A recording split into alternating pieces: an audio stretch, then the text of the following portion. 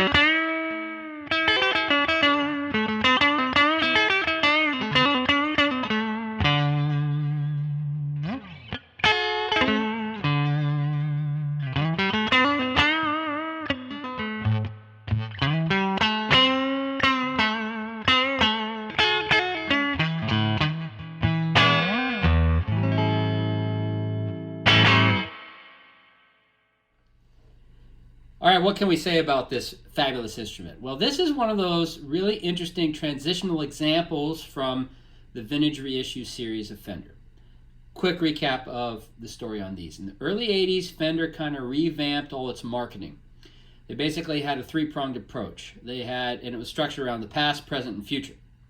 The present was kind of, this is a modern guitar for this current time period. And they had the American Standard Stratocaster, which was first the Dan Smith, had an X1 pickup, went back to a smaller headstock 4-bolt neck, and came in a variety of finishes. That was just called the American Standard. Then in the next year, 83, 84, they had the second version of that, which was the two-knob Strat. Those Strats were like for the present. Then they had the future, which is a number of different, like the Elite series and different guitars that kind of were anticipating where music was going. And then they had the past, and that was the vintage reissue series, which is represented here in this guitar. And if you look in the catalogs of the time period, you'll see this in their marketing.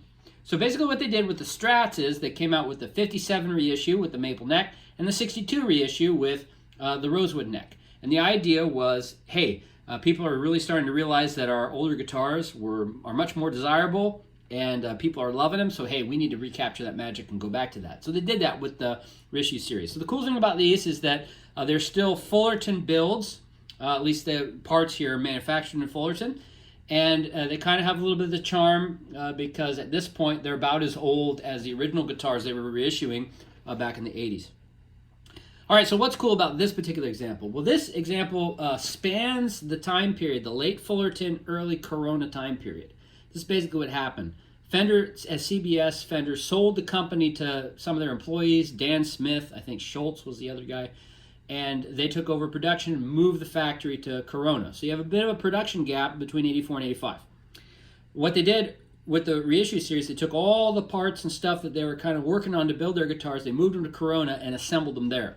So the earliest Corona guitars are assembled with Fullerton parts. This is an example. The neck date on this guy is clearly into the Fullerton era because it's 84. The body date is the next year into 85, but it has the what we call the Fullerton contours to it. There you can see that, and then of course on the body, this right here, you can see where it starts right here. That's the Fullerton contour. I think the Corona contour, it starts way over here and it starts to just gradually go. There's a little bit of variety in them. You'll see the contours start and stop at different points because they were all, I think, done by hand. So, but nevertheless, that's what you're looking for. So we know from the neck and the body, and especially the neck with the contours, this is a Fullerton neck, but it was assembled in Corona using Fullerton parts. So that's basically what these are. They're still Fullerton reissue guitars because of the parts. Now this one is really cool because it has an exceptionally desirable color, Fiesta red. This is probably the most desirable color in the vintage reissue series. So you get essentially a Fullerton reissue Strat with this rare color. Now, I've provided photos of the guts and everything, so you got a detailed listing of all the maintenance and stuff it's had over the years. But yeah, it's a really cool, really collectible guitar. So a couple other things about it that help you see it a transitional piece. If you look at the manual that comes with it, it has Fullerton, California on there because they used up the manuals that they had previously printed for the early Corona reissues. And likewise, the case has the leather tab, duckfoot leather tab on the case pocket, which is also a sign of a Fullerton case. So again, basically getting into that Fullerton era thing. What can we say about the cosmetics? It's in excellent condition. There's some minor kind of indentations and nicks and scuffs and stuff on it, but overall it's very clean. The back plate is included. It's in the case, but it does have a crack on it. There's a little bit of, I think, what we would refer to as buckle rash right here. Nothing to write home about. The neck itself is very clean. There's a little bit of chipping around the tuners on the headstock, but you don't really notice it because it's mostly under there. Frets are in great shape, just a faint trace of wear on the frets. Headstock's really clean and lovely. The decal, as you can see, is still fully intact there, just the way we want to see. Yeah, we got the Fullerton contours on this guy, and pickups sound great, as I'm sure you could tell.